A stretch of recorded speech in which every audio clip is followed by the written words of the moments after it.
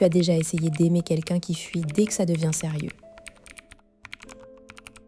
Tu t'es demandé pourquoi chaque pas en avant est suivi de 2 pas en arrière.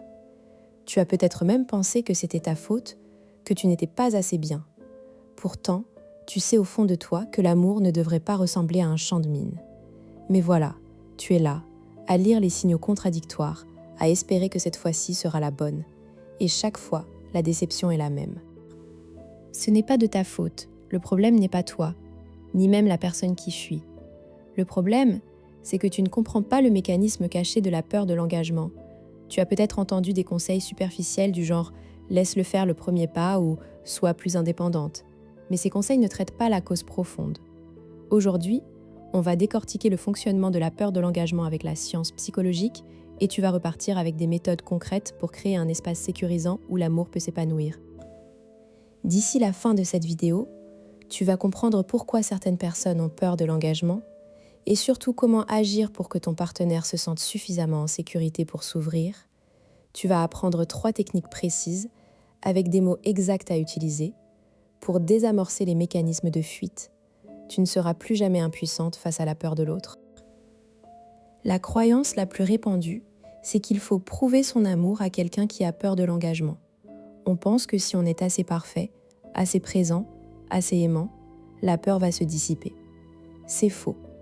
Plus tu forces, plus tu montres ton amour de manière pressante, plus l'autre fuit. Le paradoxe, c'est que ton comportement, bien intentionné, renforce sa peur. Pourquoi ? Parce que la peur de l'engagement n'est pas une peur de toi, mais une peur de perdre sa liberté, son identité, ou de revivre une blessure passée. Les conseils du type « sois patiente » ou « donne-lui du temps » sont aussi inefficaces. Sans compréhension du mécanisme sous-jacent, le temps ne fait qu'empirer les choses. L'autre s'enfonce dans ses schémas de fuite, et toi, tu t'épuises. Il y a aussi l'idée reçue qu'il faut jouer la distance pour le faire revenir. Cette stratégie peut marcher un temps, mais elle ne résout rien en profondeur. Elle crée un jeu de pouvoir, pas une relation saine. En réalité, la peur de l'engagement est souvent liée à un style d'attachement évitant. Les travaux de Mikulince sur l'attachement adulte montrent que les personnes qui ont peur de l'engagement ont un système d'attachement qui associe l'intimité à une menace. Leur cerveau interprète la proximité émotionnelle comme un danger et active des stratégies de distanciation.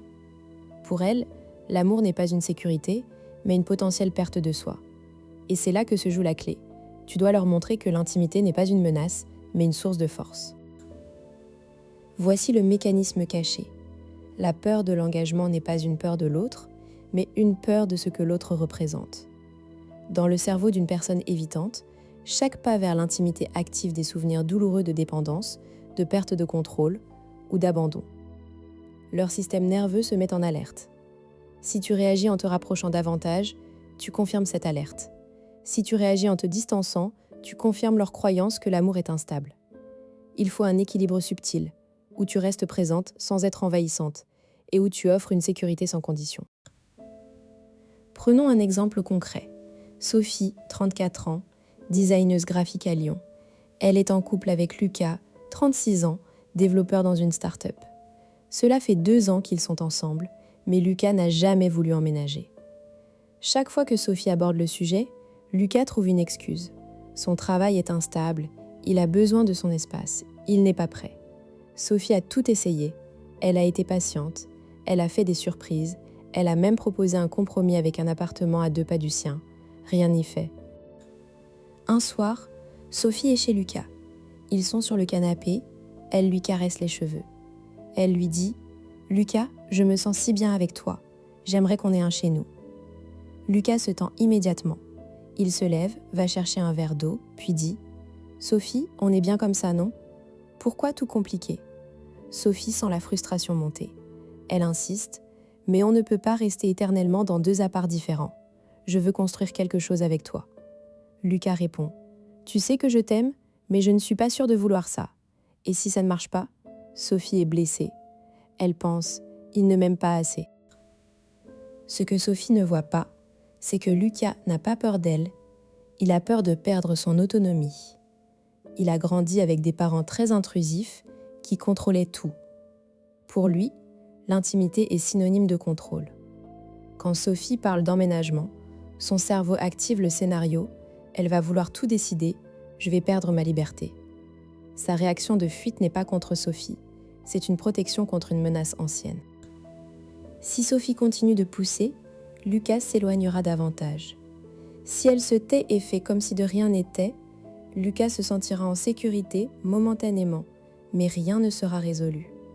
Ce dont Lucas a besoin, c'est d'une preuve que l'intimité peut coexister avec la liberté.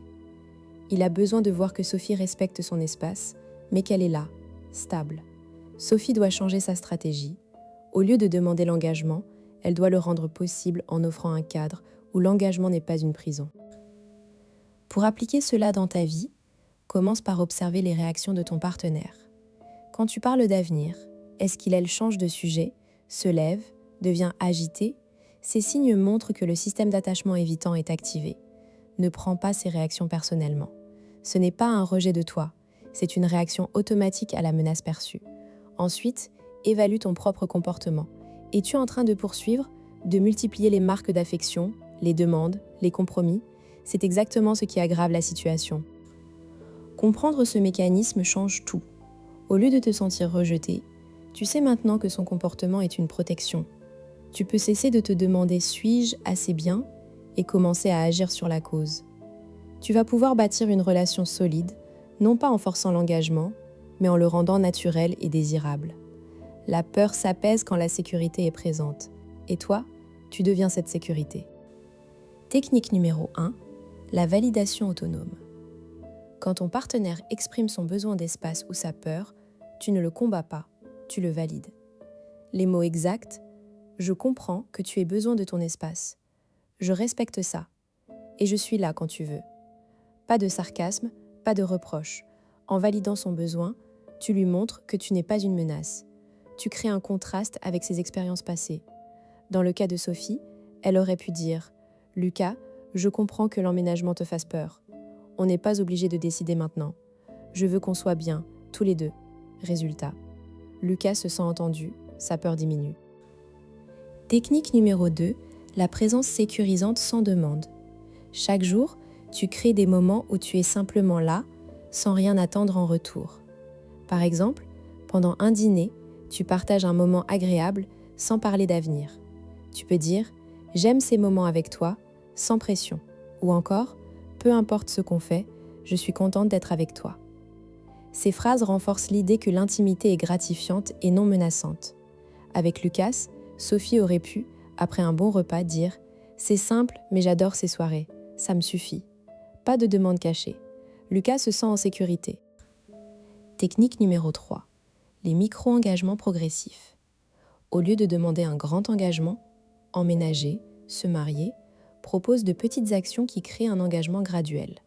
Par exemple, on pourrait planter un arbre ensemble, ça serait sympa, ou et si on prenait un abonnement à une salle de sport à deux, comme ça on se motive. Ces micro-engagements montrent que l'engagement n'est pas une perte de liberté, mais un partage agréable. Sophie aurait pu proposer à Lucas « On pourrait peut-être avoir un pot commun pour les sorties ?» Rien de contraignant. Lucas accepte et peu à peu, il s'habitue à l'idée de partager. Certaines pourraient objecter « Mais si je valide son besoin d'espace, il va profiter de moi et ne jamais s'engager. » C'est une peur légitime. La validation n'est pas une capitulation. Tu valides son ressenti, mais tu restes clair sur tes besoins. Tu peux dire « Je comprends que tu aies besoin de temps et moi j'ai besoin de stabilité. On peut trouver un équilibre ?» Tu n'abandonnes pas ton besoin, tu proposes un dialogue. Autre objection, et si elle ne fait jamais le pas? Si après avoir appliqué ces techniques, aucun changement n'a lieu, il faut alors accepter que la personne n'est peut-être pas prête. Mais tu auras au moins essayé avec respect, sans t'épuiser. Tu as vu que la peur de l'engagement est un mécanisme de protection, pas un manque d'amour. En comprenant cela, tu peux agir avec intelligence et compassion. Les 3 techniques que tu as apprises, validation autonome, présence sécurisante sans demande, micro-engagement progressif, sont des outils concrets pour créer un environnement où l'amour peut grandir. Alors, qu'est-ce que tu vas essayer en premier? Partage en commentaire ton expérience. Et si tu veux continuer à décoder les mécanismes de l'amour avec la science, abonne-toi et active la cloche. Merci d'avoir regardé.